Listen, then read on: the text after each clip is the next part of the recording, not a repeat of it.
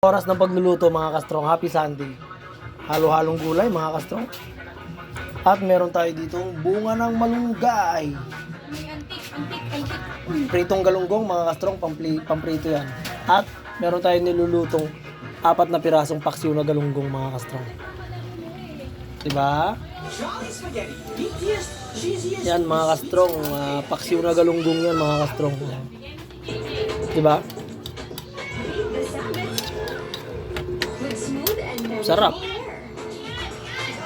Paksiw na galunggong ala strong mac. Tikman natin siyempre.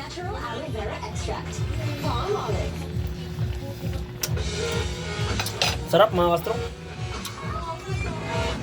Ito pamprito kasi 1 kilo binili ko yun. Meron tayong pritong saging mga kastrong ha. Yan ang ating recipe ngayon mga kastrong. At asikasuhin muna natin maluto itong paksiw na galunggong mga kastrong. Tapos, i-prepare na natin itong mga bawang sibuyas, kamatis, para dito.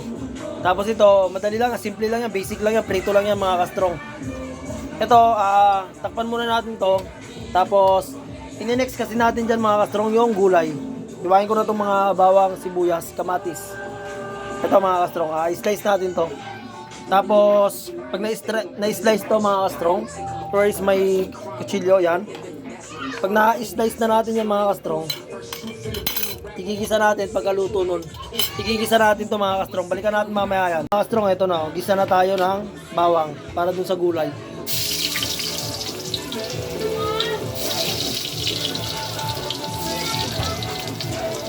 Bawang mga kastrong.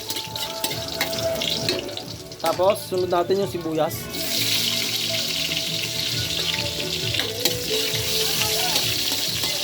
Yan, bawang sibuyas, ang bango mga kastrong. Tapos mga kastrong, sunod natin yung kamatis natin. Kamatis.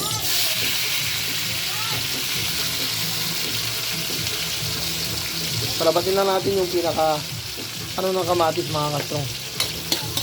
Yan, medyo durugin natin. Yan, sarap. Yan, sarap po. Lutuin lang natin yung kamatis. Mga kastrong, di ba lumabas na yung pinaka ng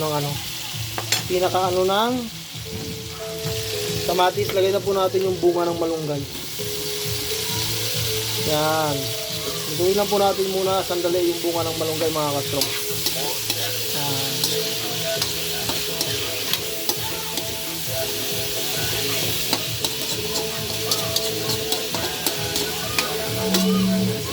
Gisa muna natin yung mga kastrong. Yo mga kastrong, nakita nyo na, diba? Ang bango mga kastrong, napakabango talaga. Tamis yan. Manamis-namis yan.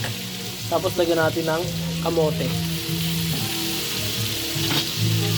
Ayan, kamote. Gisa lang muna rin ulit natin yan mga kastrong. Ayan, balikan natin mamaya yan mga kastrong. Gisa lang muna natin.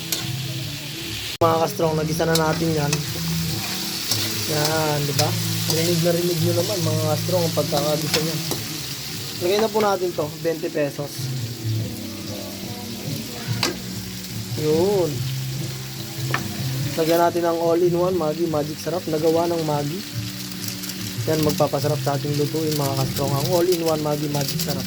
Natira ko lang yon sa niluto kong paksiw. At siyempre haluin natin. Yan. Sarap sabi. Ang gulay. Yan. Tapos lagyan natin ng konting sabaw, tubig para pampalambot ng ating gulay, kamote saka ng mga gulay. Tubig mga kastrong. Isang baso sa konti lang. Tawad mo yung tinapay mo. Yan. Tapos takpan lang muna natin yan kasi lulutuin natin ang ating mga gulay. Okay? Lutuin lang natin ang ating gulay. Yo, ito na siya. Luto na yan. Tapos, pipirtuhin na natin yan. Lipat lang natin dito mga kastrong. Mga kastrong, pritong isda. Hindi natin kailangan pahirapan sarili natin yan. Pag mainit yung mantika, salang nyo lang yan. So, diba? Diba? Hindi mo kailangan magpaka-toxic dyan. Pag mainit yung mantika, salang mo lang yan. Pritong isda lang yan. O, yan ang ating ulam ha. Gulay. Pritong galunggong at ang paksiw na galunggong. I-follow nyo po ako, Mark Anthony po.